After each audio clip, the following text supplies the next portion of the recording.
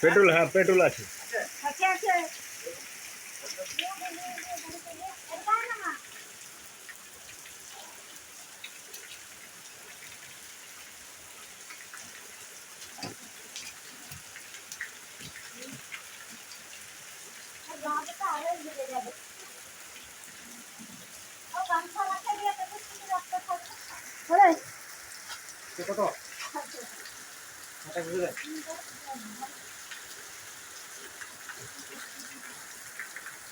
একবার বৃষ্টিটা আসছে, একবার চলে যাচ্ছে,